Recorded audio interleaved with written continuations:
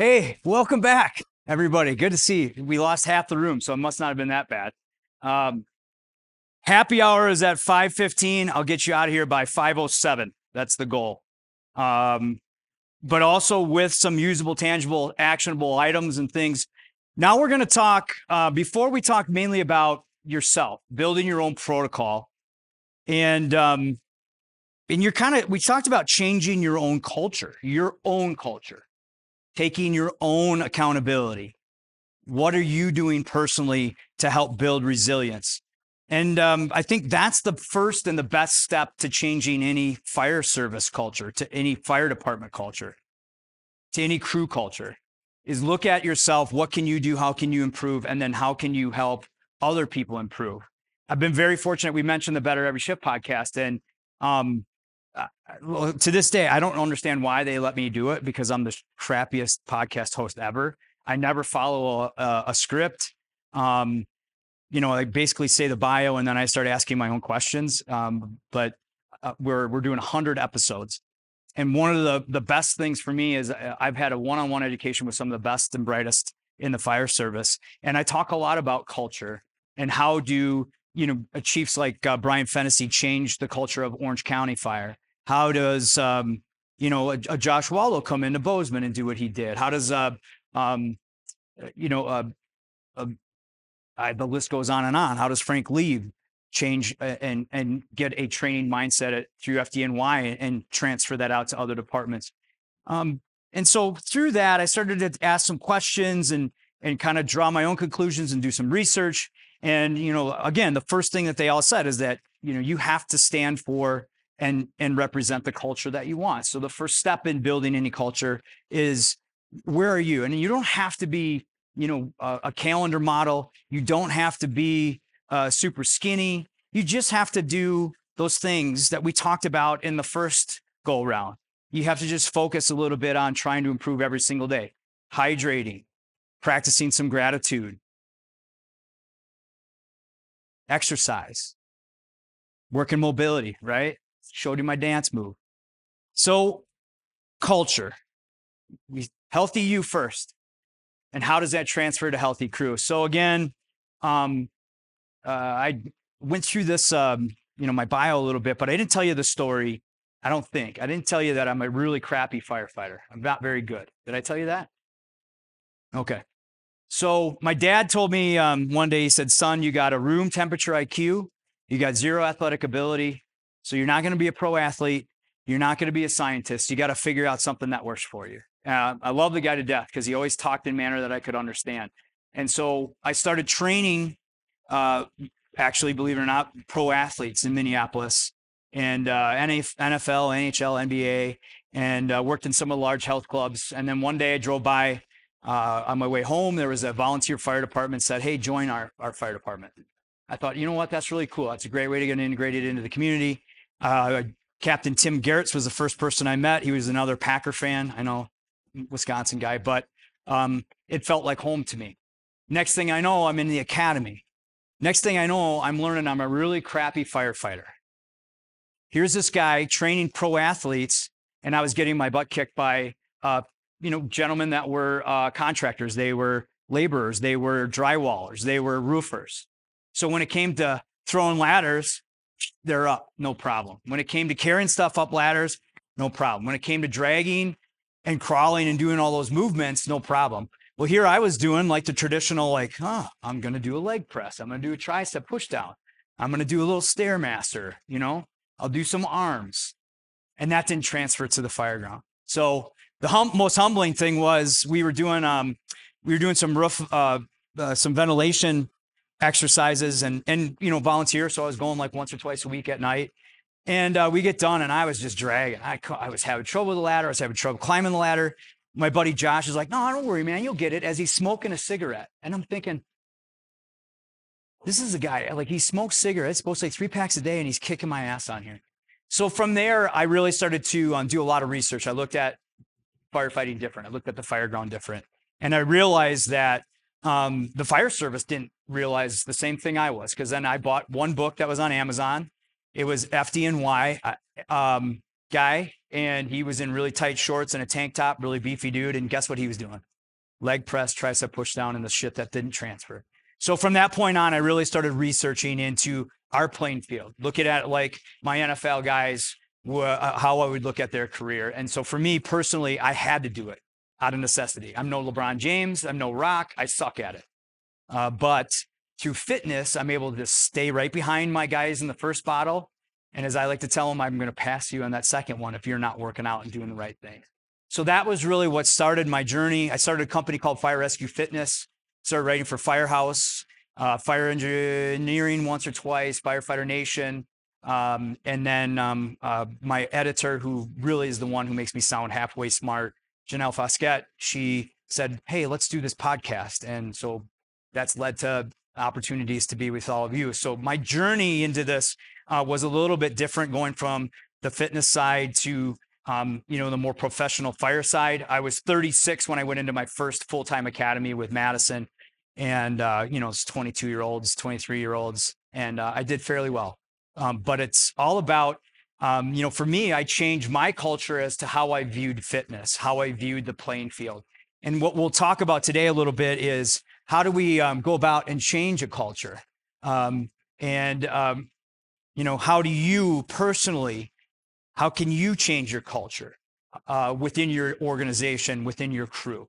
So we focused on you personally. Now let's go to crew and department. Before I ask how many chiefs we had, is there anybody here who's like a health and wellness officer? Like, hey, you're the health and wellness person for our department. Anybody? It's a lonely place, isn't it? All right, I'm the only one raising our hand here. How many people have a health and wellness person on their departments? A couple. How many people have like a safety person? Okay. I think maybe sometimes safety and health and wellness go hand in hand. We didn't have any any police officers in there. Does anybody have like a training team or like a fitness team on their department at all? A couple people that kind of run stuff? Okay. Couple. How many full-time departments are represented here? I know there's like 7. Is there 7 in the state? Did I do my homework right? Something like that, or am I off on that? Anybody else know? 14? 14 full-time departments, but the rest are volunteer, right? So majority of the room volunteer? Yeah. Okay. Combination? All right. Man, I love volunteers. How many people are volunteering here? God love you. Thank you. I think it's the hardest thing. I think career people should take note. Like when you're volunteer, and that was my roots. Like it's twice as hard to stay in shape and healthy with it when you have demands of a real job, and then now with all the different training regulations that they're making us do. I mean, you got to stay up and really dedicate a lot of time. So thank you for being here. I'll try to make it a little valuable for you. But my heart and my roots are in volunteer. And then when I went to career, my eyes were enlightened a little bit and open about the differences. So, all right. So we got a lot of volunteer in here, and which is great because, like I said, I think you guys have the most challenge here. It's sometimes really hard to change a volunteer department's culture because you don't necessarily have as many times to interact. And when you do interact, it's usually around social gatherings and fundraising things, and there's usually beer and sausage and everything else that's involved with it. But we can create a more healthy culture even within a volunteer department, and I've seen it done. So we'll talk about that. We did talk about the state of fitness. I'm going to just ask you a kind of a rhetorical question about where is the current culture of your own department. And then we're going to talk about functional fitness and why that's such a huge part of it. We talked about it with EMS before, but we'll dig a little deeper into it. That'll help open some eyes as to why it's so important that organizations start to promote more functional movement patterns. So we'll talk a little bit about that. And then we're going to get into just some ideas for you to take back to your department, for you to do personally and for you to do within your crews. All right. So NFL team, what's the big NFL team around here you guys follow? Packers? I'm going to just say, who is it? Bears? Yeah, you're from, there's another Bears fan where, yeah. I could tell because you're so depressed. Any Jets fans in here? Sorry, buddy. Thanks for taking that cancer away from Wisconsin. That's all I got to say. All right, cool. All right, so really, it's up in the air. Broncos fans, anybody? Yeah. What do you mean, man? You're defensive backs coach? He's one of my NFL athletes. Jim Leonard. He's the shit. Yeah. And you guys are doing well. You just got to get a quarterback to hit the right people, but that'll happen. Yeah, changing the culture. We're going to talk about the NFL a little bit. So what was the NFL's big issue about 5-10 years ago? Concussions, right? What did they do with it at first? We ain't got a problem.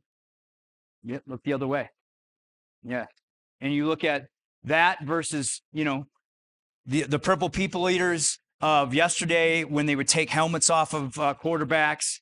And then when I originally created this was like a penalty that changed the game. Obviously the Packer Viking rivalry. Still, when I see that, it just, sorry, it brings my heart rate up a little bit, though, the one picture. So the NFL, they had this problem with concussions.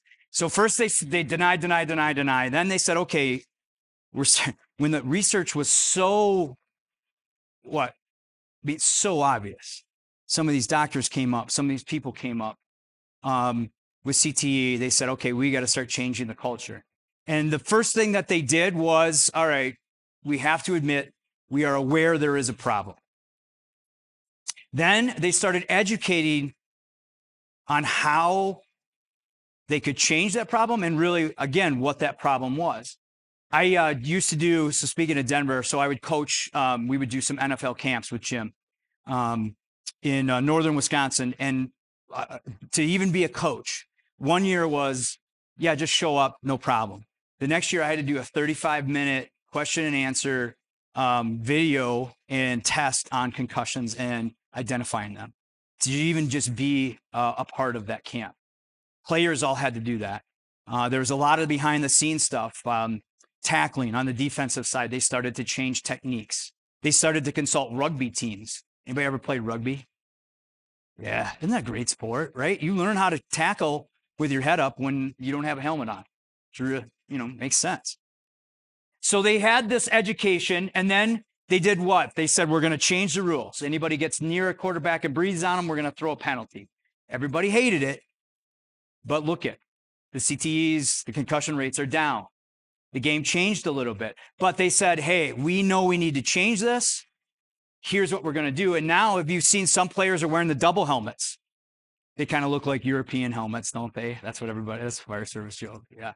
Yep. So they started to implement that change, and then they held everybody accountable. There's some huge fines that go on too behind the scenes. You guys, I don't know if you've ever heard about, $300,000 fines when you do your second or third helmet to helmet. Like, they really are pushing that change, and that's all about the accountability. And now, right where we are right now, they're measuring. They're saying, hey, we've made some great strides. There still are some concussions. There's protocols in place. Right? So that is really what the NFL did. And now you look at like the fire service. When we look at health and wellness, we all know there's problems. I talked about it last seminar, right? We all know heart disease. We all know cancer. We all know we get injured. We all know we have, mental health issues. Those numbers have gone up, and they will continually go up for a little bit, but we're gonna change that. So we all are aware, right? When I put those slides up, everyone's like, not this again. So I think we're past that stage. We're educating. I'm here, so I'm trying to do my best. Educating on, what those problems are. How do we change our culture? So, peer fitness trainers, fitness teams, all the articles, right? Like when I first started presenting, funny story was they do these green rooms for presenters at some of these large conferences like FDIC and Firehouse Expo. And I was in Baltimore, and I was at one of my very first firehouses. So I actually wore kind of sweats because I was a fitness guy. And I go in the green room, and here's all the chiefs that walk in. You guys got your white shirts and you look good. And Chief Salka from FDNY sits down next to me. He's like, hey, how you doing? Yeah, Aaron, right? Yeah, Aaron. How do I get a freaking movie on my iPad? And I was like, oh, Chief, yeah, you got to do this. Everybody thought I was the IT guy. He's like, this guy's not here to present. So I presented, and then a couple years later, I was on the planning committee. And so I walk in. There's Chief Salka. There's I think Chief Fennessy. There's all these chiefs from some of the largest organizations in the country. And and I'm sitting kind of in the corner. And at that point, anybody remember like the UL studies about how fire is burning differently, and there's East Coast versus West Coast, and there is this, everybody's trying to learn, like some people were buying into the research and some weren't, and they're talking about some crazy, like in-depth things that's changing the fire service. So for the first day I sat in the corner, and again, I think everybody thought I was the IT guy, except for Salka. He knew I was there for something else. But then when it came to health and wellness, everybody at the table just stopped and looked and like, that's why the guy is here. And I was the only one at the table. And I'm still around. I guess that's pretty cool. But now, like, right, a lot of conferences, we're talking about mental health. We're talking about cancer. We're talking about PTSD. We're talking about all those issues. So the education side of things has really ramped up. Implementation. There's SOGs. Does anybody have like a policy about working out for fitness or anything in their policy? You guys do? Yeah. Is it just there, or does people follow it? Yeah, just there. So our implementation, we've kind of a little bit. And I think that's that kind of goes hand in hand with accountability and measuring. So I think we've made progress, but not where we need to be. So if you look at that model, we're doing okay. But we still die of heart attacks. Again, cancer is really, really prevalent. I just was reading some notes before I came back down here, and Victor Stagnaro, who is the NFFF, head of the NFFF, he just said, cancer is already the next epidemic in the fire service. I mean, anywhere you go, right, it's in our face. So we have to start to really address that. PTSD, mental health, orthopedic injuries are really, really big, especially New York Jets fans right now because they're jumping off the bandwagon. Right? I love Aaron Rodgers. No. Yeah. So we do get hurt. Sometimes crap happens on the fire ground, but I think, our culture sometimes don't help us at all. I mentioned the helmets. Now, look, before you start throwing stuff at me, I'm not going to say do this, but anybody put on a European helmet? Pretty comfortable, isn't it? Looks goofy as shit, but but yet we don't do that. Our trucks, and I had a conversation. I actually got a meeting with Pierce next Tuesday about ergonomics in our trucks. I'm 5'10" on a good day. On stage, 5'11" or 12. But I can't reach the top shelves in our rig. And our rigs seem to get bigger and higher and taller and taller. What is that doing to our shoulders? Right? The steps. I mean, now you have a tool to combat the step issue, right? You got your hulas, but 16, 14-inch step ups twice, 2 step ups 80 times a day, man. It's no wonder why our knees are going. So we need to do a little bit more on the education side and on the implementation side there to even think about reducing our injuries. Our gear, it seems to be getting, not necessarily heavier, but we're not making many strides in that. We're doing some good stuff with the battery powered. I think some of our equipment's getting a little bit lighter. But all in all, we need to start looking kind of more about the, about the orthopedic side with some of our gear and equipment. So right now, we know we have those issues. We talked about cancer wipes and saunas. We talk about policies that maybe don't work. We have peer support. We have decon SOGs. Who's got a decon SOG? Yeah, how many people follow it all the time, right? Firefighters, the biggest thing I would tell you with decon, we just had a fire the other day, and I was in New York where, of course, this is really prevalent because they're doing a lot of fires. Shower right when you get back. Don't worry about your gear and your equipment. Go and shower. Clean your helmets out. We're starting to see a lot of members getting skin cancer up here because we're not cleaning our helmets. So usable, tangible, actionable things. Of course, you should drink more water. You got your hula hoop thing. You got your 5 for 50. Now we're going to add that to the list. Go home and clean your helmet on the inside, please. All right. Fire wipes, again, that was one of the things. Hey, we got a problem. Here's a really quick solution. So I didn't want to get very deep than in depth during that first one. I wanted to make it more about you and things that you could do to change your culture, build your protocol.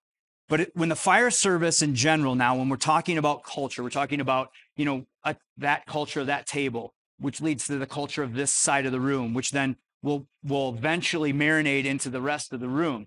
I was at the National Fire Academy and I saw this presentation. Anybody ever seen this before? This is, I think it's in 1942. This is World War II bomber. Now, the white spots on the bomber are bullet holes. The engineers in World War II were tasked with finding a way to get more bombers home. They were getting shot down at an alarming rate. Minimally, a number of them were making it home. And so, the general said, hey, you guys, we are going to hold you accountable for this. Your design on these was poor. They're not able to withstand the ammunition that they're taking. We are losing men. You need to be held accountable for improving this. So the engineers, under pressure, looked at it and said, okay, here's where all the bullets are coming. And their initial reaction was to do what? We need to put more ammo where all those bullet holes are, right? We need to protect and reinforce our planes over the wings, over the main fuselage, and in the back tail. So they started to put together all these plans to do this. They started to put all their activity and all their action. But there was one jackass, and I call him a jackass, and I should call him a misfit. There was one misfit engineer who said, I'm not buying that. We're not looking at the problems right.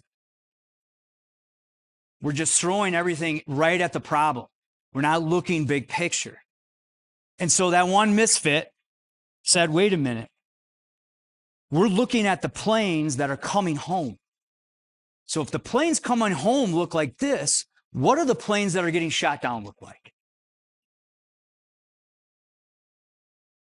In the fire service, we put covers on every one of those bullet holes.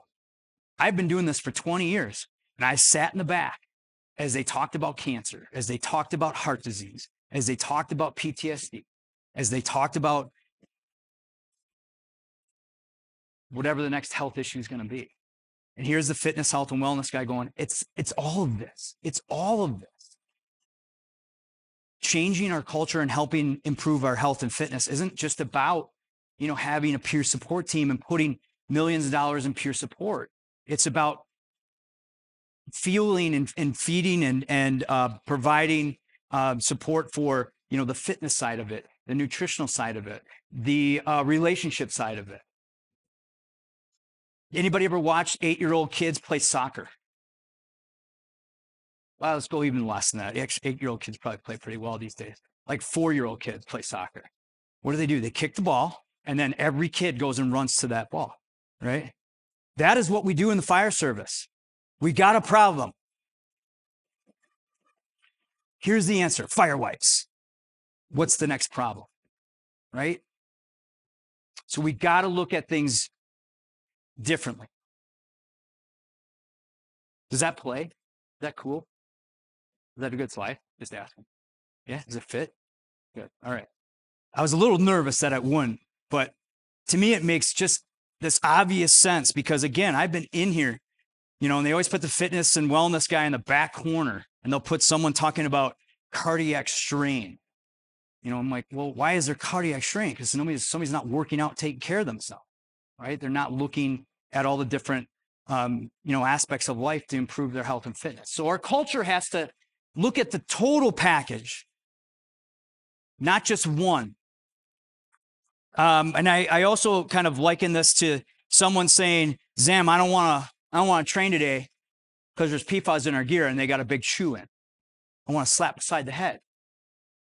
I'm like, you just had 7 Red Bulls, 6 donuts, and a chew, and you're thinking the PFAS in the gear is the problem. Yeah, I don't have anybody on my crew like that, and I wouldn't slap them in the head because I'm too tiny. They'd probably crush me. So part of this kind of refocusing is to look at health differently too, right? Like, not everybody is going to be this slim, trim, Chicago Fire looking firefighter. I get that a lot too. Does everybody look like that? I'm like, no, man. Never been in one fire where I could see my own hand, but apparently they can have cameras everywhere in them. So you look at what is healthy. The dude on the bottom, he kind of looks like a serial killer now that I look at it. I don't know where the picture came from. I apologize. You guys can, yeah, we're all friends here. You can tell me. But you look at someone who's really, really shredded, but they have, 7 Red Bulls a day. They're chewing Zins left and right. They're kind of a jerk to be around. They don't want to really train because they think they know it all. Their job, hey, I've been on 12, 15 years. I know it all. They look really fit. As one of the other trainers I was presenting with, he said they're in prison shape, prison body. Versus somebody maybe 15, 20 pounds overweight. They work out consistently. They kind of mind what they eat. They know they can get a little bit better, but they hydrate really well. They get their annual medical, so they know what their health and their numbers are. They have good relationships. They talk to a lot of people. Who would you rather have, right? Rather have that person. So we have to think about, okay, can you be 15, 20, 30 pounds overweight and still do this job? Hell yeah. Can you be really good at this job? Hell yeah, I've seen it. Can you also have some health issues? Yeah. But you can also be really, really slim and trim, smoke 7 packs a day, do 17 Red Bulls, and have health issues. So we really need to look at, each individual and make sure that they're taking care of themselves and give them the resources they need. So we redefine health. We're going to redefine the way we approach our culture. We're going to redefine the way we look at healthy. Because this is the other thing I get.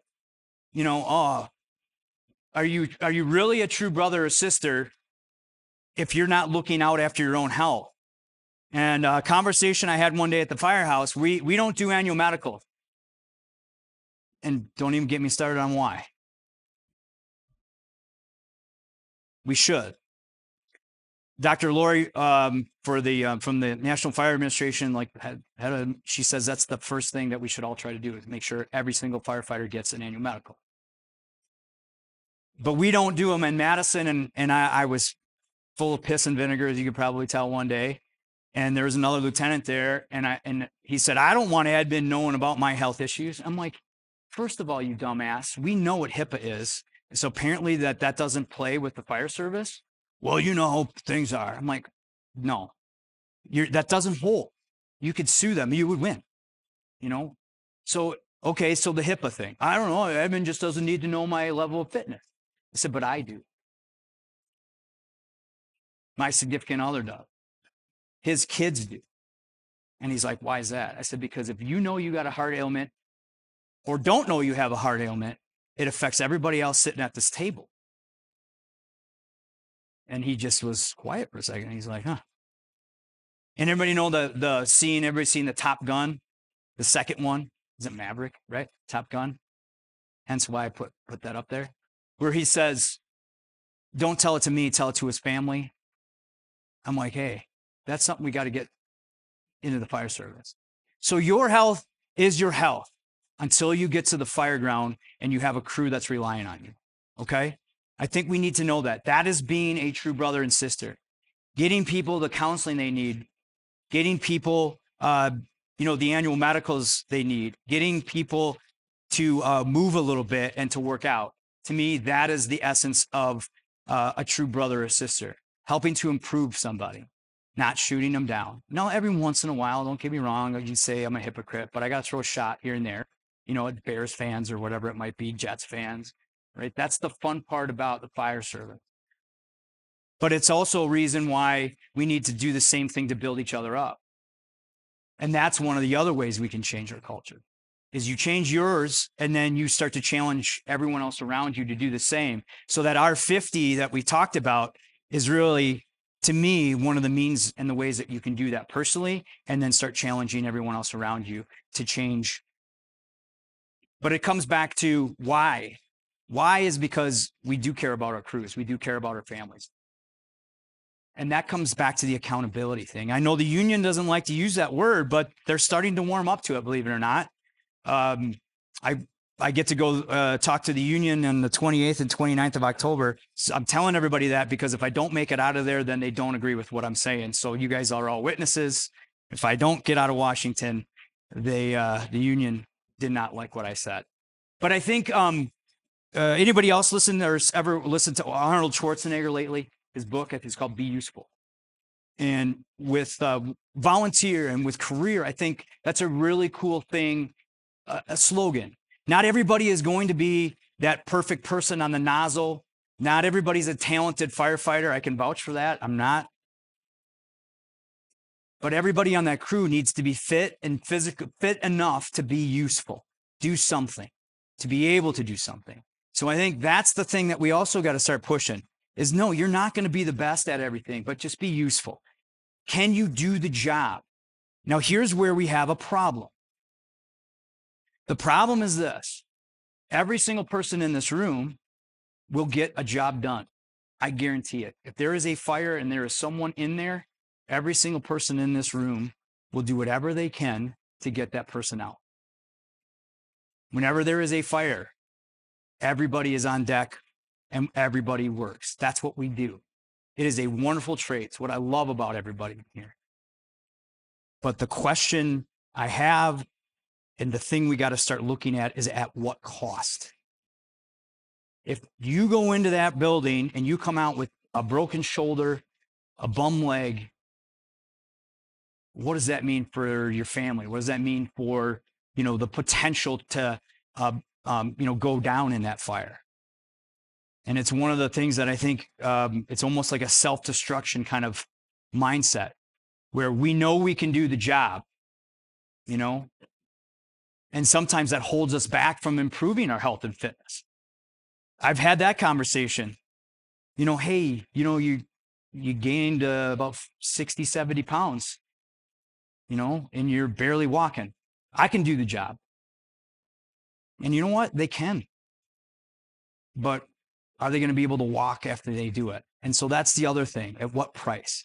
And then part of accountability is, do we have things in place to have our members prove it? When anybody ever had this conversation when someone says, well, you guys do something every year, right, to make sure that you guys are still able to do the job? Like CEUs, like accountants got to take tests and teachers got to do CEC and CEUs. And, truck drivers even have to do that thing. They got to go through and get their annual medical. Firefighters, we don't. Some departments are doing. Does anybody have to do like a little physical or annual medical or skills test? Okay, they're getting there. Good. That's great. It makes sense, doesn't it? We're not talking about somebody, losing their job, but at least some type of accountability. We do a skills test in Madison, and it was a great start. It really was. We did it in 1996. We were one of the first departments to do it. There's no time frame on it, though, however. And we just had a member who is in their latter career, just wanted to push the envelope. It took them 3.5 hours to do 7 simple tasks because the rules allowed them to do it. We made a mockery of that test. So now administration has not done anything to change it. And of course, there's no buy-in. So I think there is an example and an opportunity where, hey, let's just add a simple little time frame to that. And that can change the way people view that whole situation in that test, but they haven't done it yet. But I think that's part of it. If someone says they can do the job, we need to make sure that they can for their safety and ours. And I'm not saying anything, hold on, everybody. I'm not saying anything too excessive. I just look at the JPAs of the job, right? What are our tasks that we have to do as firefighters? There are some people that I know, and I'm going to use my department, and I love my department. I think we can improve in some areas, but there are some people on my department haven't been on air in 4 years, other than a face piece test. We should hold them a little more accountable than that. That's my thing. You should be able to go on air. So proving it, being accountable. And of course, with changing the culture, we talk about starting with you. I like to do these little memes in here. We're going to get into a little bit more about the fitness side of this real quick. So culture change, we said there's a process to it. Think about where is your department? Where's your department? Are you in the awareness? Do you have accountability? It's just a question you can ask yourself. Are there some things that you can maybe do to help promote a healthier lifestyle within your department? That's kind of where we're at right now. Healthy lifestyle can reduce all those different things. We talked about that in the previous seminar. Up to 30%, by the way, PTSD, cancers. Pretty cool.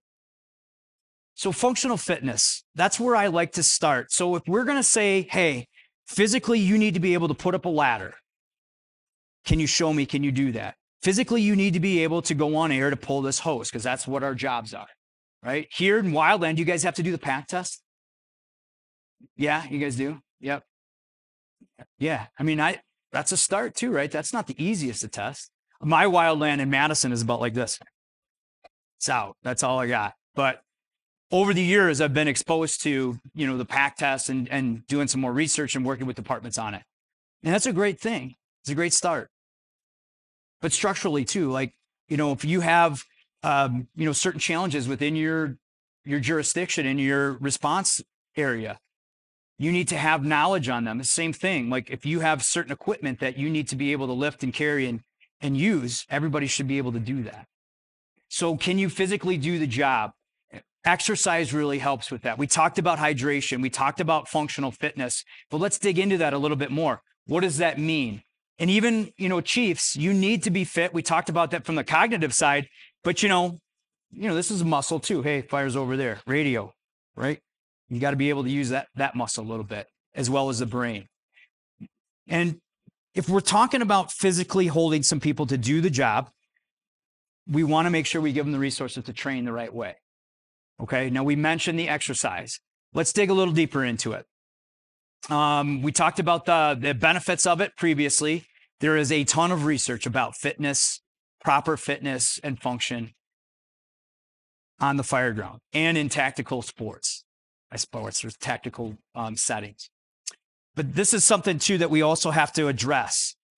If you want to change your department's culture, you have to provide some resources on training properly, right? If you want people to raise a ladder or start to understand the new UL research, what do? You put bulletins out. You hit them numerous times with different messaging. Same thing with fitness. I've had departments say they have a who's got a policy about fitness here, right? Chief, do you got one in Tucson? You do? Yeah. So they just say, hey, you need to work out. Well, then I had one chief said he had to call back and go, all my guys are getting hurt because they're playing like guerrilla basketball where they're hurting each other. I'm like, well, did you put in the policy what you want them to do? Well, no. Okay, let's start there. Let's say, hey, we want you to work out at half an hour or an hour a day, working on things that will improve your performance, reduce your injuries, and prolong your career. And some can say, yeah, basketball can do that. But one Achilles injury puts someone out for 6 months. In this day and age with staffing, I'll just tell you, like, it's going to be really hard for a chief to justify. When I first started 15 years ago, LA City, the only thing they could do is play handball in their stations. So people didn't even want to train functionally because their policy said handball. They got that changed finally, but that was like a huge uproar. So we want people to start working out, but the other thing is provide resources for different stages and phases of their career. In winter areas, kind of probably like Montana, do you guys have like we call it a bulking phase, like around the holidays where people kind of gain like 5, 10, 15 extra pounds? Our guys call it the bulking phase. And then the boating phase where you're trying to get cut. Well, some people stay in that bulking phase for the first 10 years of their career. Happens. And when you look at this line in the spectrum, think about where you fit right now. Do you feel you're healthy? Do you feel you're fairly active? How is your diet? And this is like a little self-analysis that I have people do personally, I kind of look at every 6 months and just say, okay, where am I at? And it's really interesting. If somebody's not feeling the best and wants to make some healthy changes, you know exactly where they are on that spectrum. It's just one of those things that just hits them in the face. Okay, I need to get more active. Okay, I need to start eating better. But through the course of a career, though, you have kids, you have challenges. You're writing for promotion. You're getting different jobs, right? You have different chiefs within the volunteer organizations. Things change, so our health changes a little bit. Resources need to be catered again through all different parts of someone's career. And as we talked about, also thinking about retirement, right? When you're done with the fire service, we want you to be able to enjoy it. Come back, tell us the old stories. One of the great things that we have, my station used to be one where a bunch of our chiefs, retired chiefs, would come and have coffee.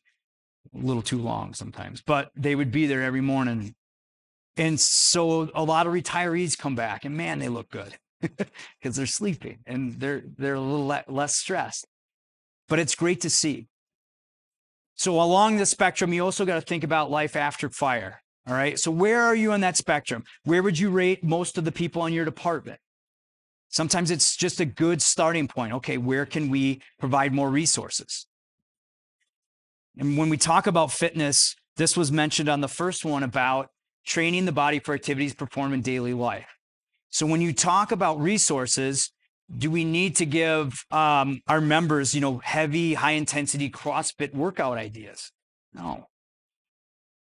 We need to give them things that, again, will transfer to the better performance, will transfer to this, our playing ground. So when I worked with athletes, I mentioned Coach Leonard.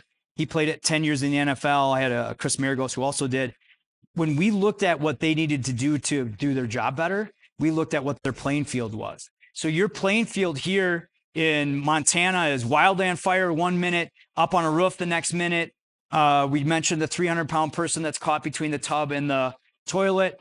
And then you got a regular structure fire. That's a pretty good shift. How do you train for that? That's a lot. That is a lot. What a fun day that would be, right? That's what most of us are saying right now. Like, hey, how do I sign up for that? The bariatrics thing, is that hitting you guys here too? I mean, we seeing that a lot with bigger patients sometimes. In Madison, we got electric cots, and some of them, it's helped a lot. But when we look at how should I be working out? I want to start working out. I want to give resources to my members to work out. They got to look at what motions we do. We lift, carry, crawl, drag, climb, we slam stuff. All that is core work. All that requires us to do it in conditions where we're hot, dehydrated sometimes, and we have to do it repetitively. Those are my athletes that we were talking about. Funny story about training for the job a little bit. And the reason I mention this so much is because I've seen so many people say, hey, I need to get in shape. And they go back and do their old workout. And they don't look at why they need to work out and what they're really working out for. Jim Leonard, I mentioned, he a couple of times, one summer, all we really worked on was his footwork. Whenever we work one-on-one, 45 minutes of him taking steps and doing short sprints. Not a lot of weight work, not a lot of power work. We did some, but a lot of it was just some resistance bands and helping him get faster and quicker on that first step. And I was, I kind of understood it, but I didn't. So his job was the free safety. In football, it's basically nobody got behind him. He was the last line of defense. And he said, Zam, sometimes people do get by me. And if I can take this step faster than anybody else in the NFL, that's worth $3.3 million. And I went, all right, well, let's get $6 million so I can quit my job. So we started working more. But it was one of those eye-opening things for me that, like, he's doing that for $3 million. We need to train right for our own lives and for those of our crews. And I went back to the old 600-pound bench press. If you're going to start working out, don't go to a 600-pound bench press because that doesn't transfer to anything on the fire ground. It doesn't. And so why do we need to start training a little bit differently? It's because, you know what? We have a body. We're athletes. We really are. The stuff we do is not easy, especially if you're juggling another job, all the training. And then so when your time is in the gym and when you're working out, we want it to be as efficient and effective as possible. Because that's what helps change culture of yourself and of those around you. This is my take on it. When I was training athletes, obviously it was pretty easy because they had a scoreboard and they had, metrics.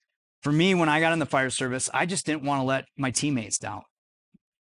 And I knew I needed to step up. As you know, I'm not very gifted, not very smart. So it just doesn't matter like what you do, what your age is, what your rank is. You just have to be able to do the job physically and mentally, whatever the job might be, with the idea that you're going to go home safely. Now, shit does happen, slips and sprains and trips happen all the time. We have ice and snow, right? But when you're in better shape, you recover faster from that. There's a ton of research on that as well. So we know we need to work out. And when we do work out, we want it to be effective because we don't want to waste our time.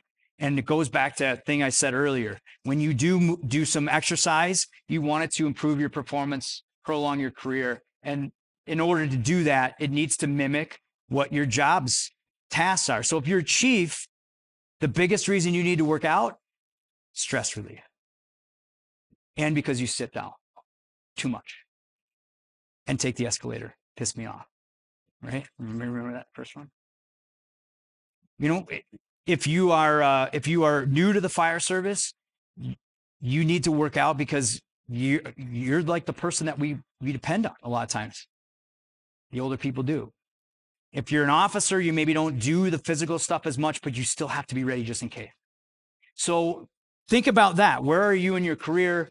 What do you have to do? And then what kind of programs have I seen over the years? Man, I've seen them all. In 2012, an insurance company reached out to me from Illinois, and they said, hey, we are getting all these injuries in our training rooms. People are working out at the firehouses and they're getting hurt all the time. I was like, really? What came out in 2012? Anybody remember? CrossFit. Yeah, CrossFit was big. It was P90X. Came out. Everybody was playing the DVDs in the firehouse. And people were getting overused injuries in shoulders and elbows and knees and backs. So, those programs, yeah, will they get you in shape? Maybe, yeah. But is it the best thing? No. I talked about how much you bench. From a fitness, oh, there you go. Has anybody ever done this, by the way? Like, that is a great back stretch, by the way. So I've done this presentation, I don't know how many times, and finally someone goes, hey, really, that's actually a back stretch. So if he's laying over the ball and he's trying to stretch his back, that's fine. But what is this dude doing? I've never seen that before. I'm like, what in the hell? Functional? Maybe. Is it effective? Who knows? So again, it goes back to if your members are working out, if your crew is going to work out, if you're going to do a workout, we want it to do this. We want it to promote better performance, reduce your injuries, and then prolong your career. That's it. So if you're thinking about working out, starting a program, by the way, I got a program for you. It's a 50-day, r50challenge.com. I'll give it back to you. It's free. I'll give it to you. And it shows you how to work out. It addresses the different things that we need to have. So the essential components. When you talk about working out, I mentioned the WODs. The reason I don't like them is because if you work out on day one, what are you going to do day two? What are you going to do day three? They don't know what your goal is. If you just read like, hey, I got to wrestle 17 alligators and do 10,000 butt clunches, how does that help the next day? That's why I don't like it very much. There are some apps out there that do have some good options, but for the most part, you have to have some type of plan, and it can't be your buddy's plan unless you're working a goal together. So changing your own culture, we talked about eating, moving, or minding your nutrition and sleeping. And when we're talking about the exercise part of it, exercising, minding nutrition and sleeping, we talk about exercise, you've got to make sure you have a plan with your exercise. And that plan also has to work core at some point. Why? Because we get back injuries, and all those movements were about using your core, right? Pushing, pulling, climbing, carrying. You also have to work some type of cardiovascular conditioning. If anybody, if you're not working out and you want a place to start there. Just start walking and moving a little bit more. They call it zone 2 cardio, where you can basically still talk and move. It's a great place to start. 30 minutes. Open the door and go. Do some stretching and mobility work. We already gave you one, right? hulas, and go. Does anybody know what they call that thing on the bottom there? Remember what the old school name was? It's an Aerodyne. Yeah. Now it's called an assault bike. No, it's an Aerodyne. Young kids trying to mess up everything. That thing is probably 25 years old, by the way. That's me at Firehouse 3, and that thing is as clunky, and I'm surprised the pedals still are on it. But it's a great little tool to start to build in intervals. So when you're talking about changing the culture of your department, you want to encourage your members to build a nice cardiovascular base. So, hey, for before you guys meet for your trainings on Tuesdays, everybody's just going to go for a little walk, right? And then you can run some stairs, and then you can go to your training. If you're full-time, your department, if you're on shift, do a step mill at a nice even pace, and then start to throw in intervals. Because intervals are really what helps mimic the intensities that we have on the fire ground. It's go, go, go, and stop. Go, go, go, and stop. So start it with, and plus they burn a lot of calories. And for me, I don't have a lot of patience. I don't like to do cardio. So I'll do a lot of interval training. Every once in a while, then my long, slow cardio is like walking the dog. But you have to have some type of cardiovascular exercise. And then here's a big one. A lot of times people are like, well, I like to do body part training. I like to do chest and tri and back and bi. Well, I've worked in health clubs for, off and on for 30 years. Here's what happens. Mondays, chest and tri. Tuesdays, back and bi. Wednesdays, legs. Everybody skips it. Thursday is some type of cardio. People kind of half-ass it. Friday is, arms and happy hour workout. Not very good. Doesn't transfer, right? We've seen it 100 times. So full body. And here's the other reason why. Have you ever isolated any muscle groups on the fire ground? Except for Chief pointing. That's it, right? Chief, that's it. Lifting a cot, right? Pulling hose. Everything is full body. Plus, we don't have a lot of time to work out. So why are we trying to make ourselves do more exercise? Do a couple full body workouts. And here's the biggest thing. How many people over 50 again? Quite a few of us. Your mobility goes. If you wanted to, if you asked me, said, hey, where do I begin? You already know I'm going to tell you to choose 5 things for 50 days. In those 5 things, if you're not working out, I would tell you to do 30 minutes of just some type of cardiovascular movement every day and do 5 minutes of some mobility stuff. Simple movements like just stepping up on a chair, raising your arms. Oh, what does this simulate here? Stepping up into the rig, reaching up on top. Simple stuff. Some twists. You already knew my golden one, right? Another exercise I had the guys in New York do was just, all I want you to do is get down on the floor, come back up. Don't use any hands, right? Then if you can do that pretty easy, use one hand, go to your butt, come back up, step, step, go back down the same way. Then try it without any hands and then go back down. It's, believe it or not, it's not as easy as it seemed, but that's a great exercise right there. Is it functional? Hell yeah. Because we get down on the ground when we're doing our job. Is it great for retirees? Yeah. Grandkids, watch grandpa get down, grandma get down. So you got to be mobile. The more flexible and mobile you are, the better you feel. The better you feel, the better you move, the better you perform. The more people like to be around you too. So you have to focus on some mobility. That R50 program, guess what? It's got a lot of mobility stuff in it. And then you got to learn how to recover. This is the biggest thing that I think we fail at. We are very high intensity a lot of times, all the time in the fire service. You have to learn that there are days where you can kick it back a little bit, and a nice easy walk is all you really need to do. Especially if you don't have a lot of sleep. You have a full-time job, you get a call late at night, you were going to do a workout. Is it okay to say, I'm just going to go take the dog for a walk or walk with a family or just walk on the treadmill? Yeah.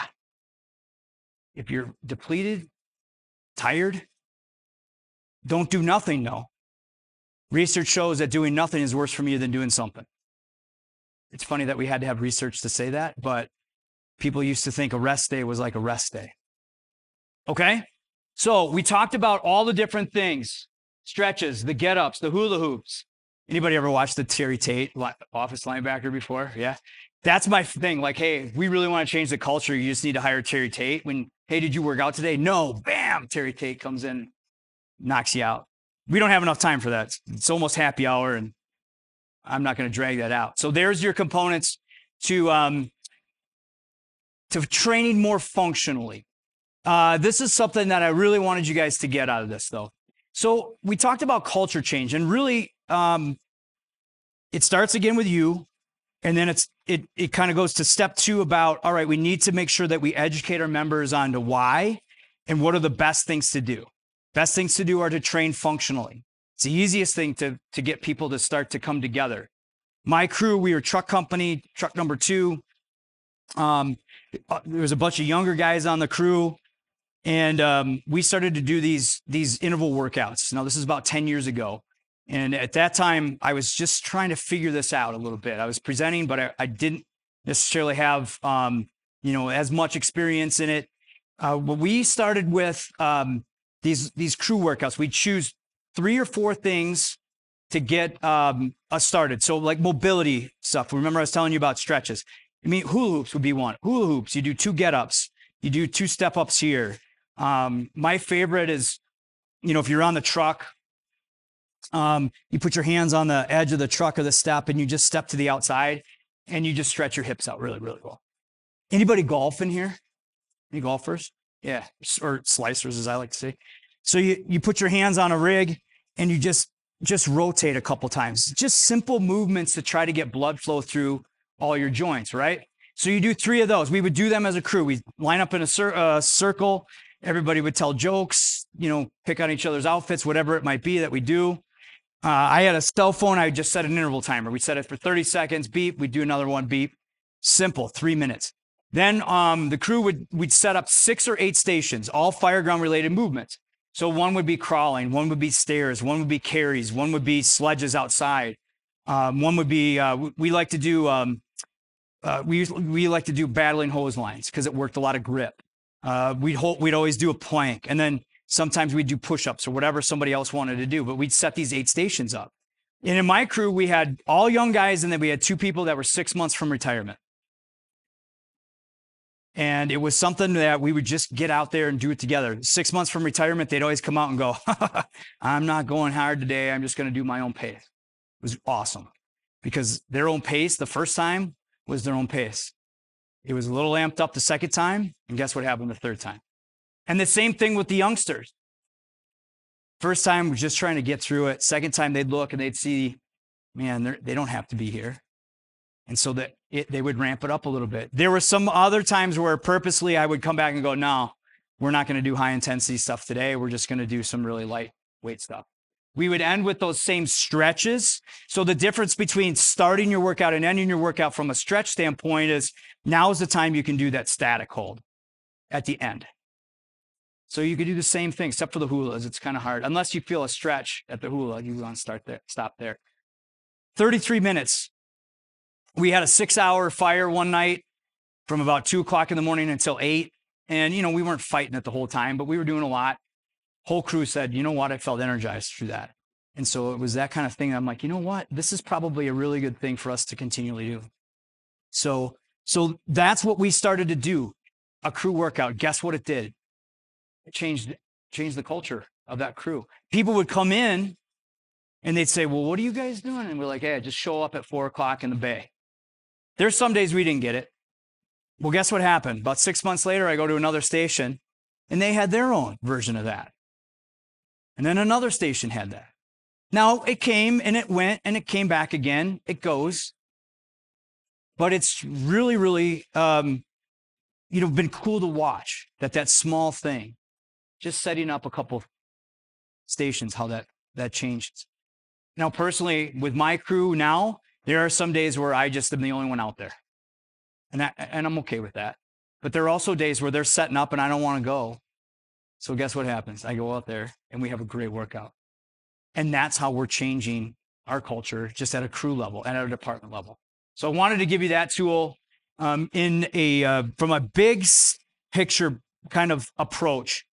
I do believe that we in the fire service need to start to come up with some ways to hold our members accountable for minimum performance standards somehow, not punitively, but if we need to make sure that our members can tag a hydrant, we should test them on tagging a hydrant in some manner.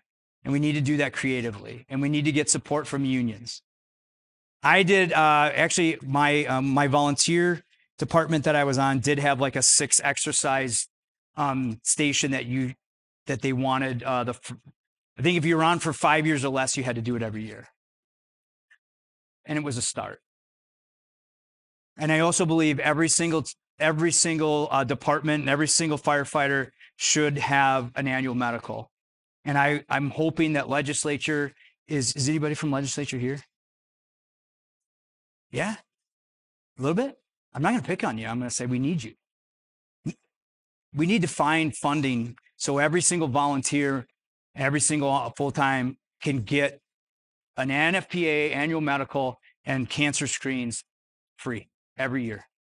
Some states are doing some great work. Minnesota got some legislature passed for every firefighter. It doesn't matter if you're on-call, paid volunteer, whatever, you get 5 free counseling sessions. I believe we could write some legislatures that could say you get free counseling and free annual medical along with a cancer screen every single year. I firmly believe that we can get the public to help support that because it's so needed. Not that you may not find anything, but the thing is, even for the younger generation, how many people have been on for like 5 years or less? Good to see you guys here. You need annual medicals just as much as I do, because what we're finding is that as you get older, your norms, your numbers might be in the norm, but it's not norm for you.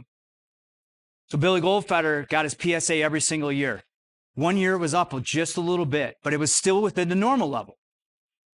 He said, "Hey, doc, what do you think?" Doc's like, "I don't like that." Sure enough, prostate cancer, caught it right away. But only because he knew his numbers.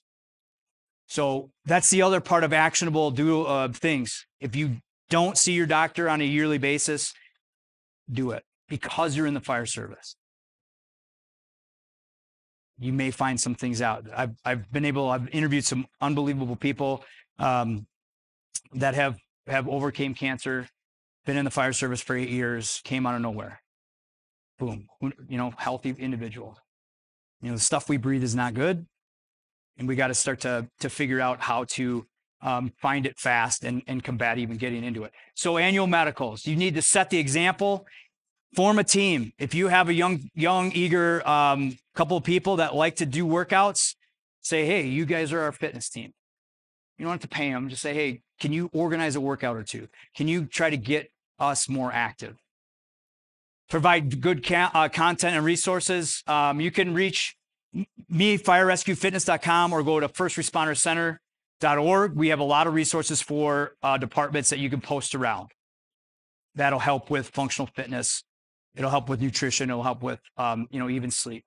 Promote those workouts and then work to do some type of accountability, whether it's through a training exercise or actually like writing something up that everybody needs to pass.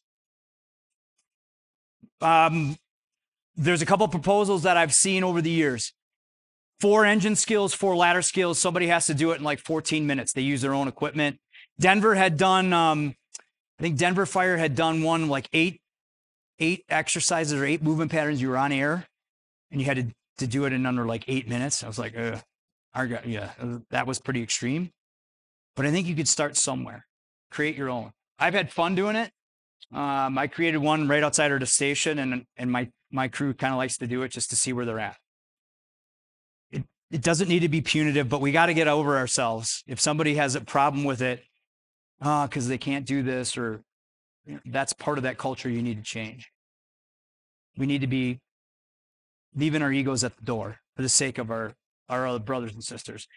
4 ladder, 4 obs, engine. We try to do it once or twice a year. We time it. We don't necessarily broadcast the times. They just got to try to get underneath like 20 minutes. This is just my own crew that we're doing this. Annual medicals we talked about. If you have not had an air consumption drill with your department, you should probably every year or every 2 years, whether you're on call or full-time. I believe it should be mandatory. You may not be at that point yet, but just start that process. And this is the MPA. I can send you this. This is a 6 exercise one. I said 8. It's a 6 exercise one we did for our engines. It hasn't been approved by admin and we're not doing it. So don't call my chief and say, hey, give me that MPA. They haven't done it yet. But we're starting to do it in the field and get some data behind it. And I can send you that. Here's what it looks like though. You get your annual medicals. You start promoting something called the Healthy 10. What's that? I'll tell you in a second. Second quarter, you start to do some resources, a newsletter. You know what?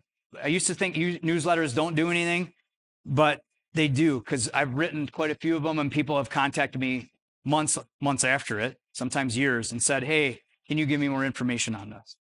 Now with QR codes, you can take a newsletter, write half an article and say, read the last part of it, put the QR code. Since we're all friends here and I disclose all of my dark secrets, that's the reason I started writing. People in my own department weren't listening to me. So I'm like, how am I going to get them? In the shitter. Where are all the Firehouse magazines? In the shitter. So I get pictures every once in a while with guys with their pants down and reading my article. Yeah, that's the fire service, right? At least they're reading it. Third quarter, do your annual, your assessment. This is just something that has worked for some other departments I've worked for. They then put some policy in. They kind of started the ball rolling first and then implemented the policy. Because people were already on board. Then it's really easy to say, hey, this is what's already going on. Healthy 10. I'm a big Forrest Gump kind of guy. Like I said before, I like checklists. So I started to do this with a couple of people a couple years ago. You know, because there's all this stuff that you had to do every single year when cancer came out, right? You got to, make sure you wash your gear biannually. You should, watch what you eat. You should get your cancer screen. So I just started to make a little list, and each quarter I'm adding a little bit more detail to it. But I wanted you guys to get this out because this is something that, hey, if you want this, we did a podcast on it, and I could send you the list. But if you're training, I would change that to do some type of movement or exercise 30 minutes every single day. It could be recovery, weight training. So I'm kind of changing these a little bit. Hydrate with water, at least 70 ounces a day. Annual medical, focus on sleep. So I'm trying to add more details to this, but it's kind of a checklist just for us and our health. And if anything, you start to put this out to your department, how many people can say they accomplished all 10 of those within a quarter, within a year, within, whatever that might be. So I showed this before. This is just something that, when you talk about your own protocol, you create your own protocol. And then if people ask you, like, hey, this is something that might work for you. And that's all part of that R50. It's all same website, resilient50r50challenge.com. And you just start by making some changes by creating and choosing a couple habits. Anybody going to do that? Let's go. You guys take action. Just push your hand up. There you go. Take action. Yeah. I'll send you a coin. Just send me an email. You can send me day one and say, Zam, here are my 5 or whatever. Or if you signed up, you'll get some emails from me. I'd love to send you a coin. I wish I could send you more, but that's a start, right? So with that, make a little bit of sense. Changing culture, it's a very difficult thing to do. And I didn't want to get too far into it because it's so hard to define. How do you know you change your culture? Right? How do you know where your culture is? I will say this, though, in the fire service, we've actually been doing some good stuff. There's not a lot of people smoking in firehouses anymore, right? And when I said stuff about cold baths, people laughed, which meant people are doing cold baths now. And I'm here trying to present, doing what I can, right? And you guys are all listening, and it's almost happy hour. And I'm very grateful for that. So we are making progress. It's just not as fast as we maybe want. Sometimes we feel like we're hitting our heads against the wall. But again, I can't say thank you guys to you guys enough, because I like to say that within the fire service, there's groups that go to these conferences and try to improve and work towards improving themselves and the fire service. So I commend you on that. I call ourselves misfits in a way, because sometimes when you are trying to make healthy choices and you're in the firehouse, you feel like you're the only one. Sometimes when you're reading things at night and trying to be a little bit more educated about our profession, you feel like a misfit. And so I think we're all misfits. And I appreciate the time. I appreciate the opportunity. Hopefully I gave you some usable, tangible, actionable things. The best thing that could come from this is if you email me and say, hey, what is the program? Or, hey, I did the program. You could forward that on to anybody in your department. It's totally free. I have no problem with it. I had a couple groups from California. They started to put some money down. I think they got like $500 in a kitty. So they said, everybody put $50 in. If you complete the 50 days, their officer is going to match whatever's left in that kitty. And then they'll do a crew party, or they'll maybe donate it, whatever they might want to do. But I think we could get creative in challenging each other. And if you do come up with something, let me know. Maybe I can throw some sweatshirts, or I can try to talk Chief Lieb into throwing something in there too from FRCE. So with that, I love you all, you misfits. If you can, we do have a podcast. I have a website, email. I'd love to hear more about whether I'm on something or onto something. If you got something from it, pros, cons. Again, it doesn't do anything if you leave it in this room. It doesn't help me improve if you talk shit about me behind my back. So tell me to my face first, will you please? So with that, anybody got questions on anything? Oh, yeah. Out on 6. 5 in, 5 + 1, 6 out. Box breathing. Anybody heard of box breathing? The 4-4.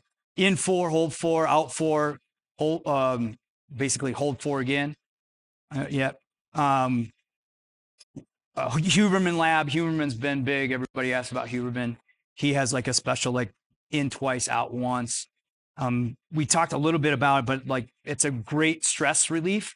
I think for officers, and Chief Ryan was talking about giving size ups on your way to that fire. You're getting all your information. If you practice deep breathing every single day, like if there was only a contest where you could choose like 5 things that would really help you. Oh, there is. Yeah. So maybe deep breathing once a day is part of your list, because when you're going to that size up, when you get that situation that nobody has ever seen before, you take a deep breath in, exhale, it calms you just enough before you have to make decisions and before you have to get on the radio. I've used it a couple of times, and I know a lot of, been in a lot of seminars with tactical related, experts, and they're saying too. And the box breathing is very similar to that. Just helps calm you down. Talks about, where's my HR? We talked about heart rate variability. That's something that you'll probably read a lot about if you start to do some research on it. It's basically the QRS waves of the heart. That's consistency, and it's just another way to kind of bring your body down and to relieve stress. So yeah, good question. Anybody else? It's happy hour, right? I'll be around. I'll stick around all night actually and talk if people want to. Appreciate you guys. Thank you so much. Enjoy the rest of the conference. This is great what you guys are doing here. So thank you. Awesome. Appreciate it.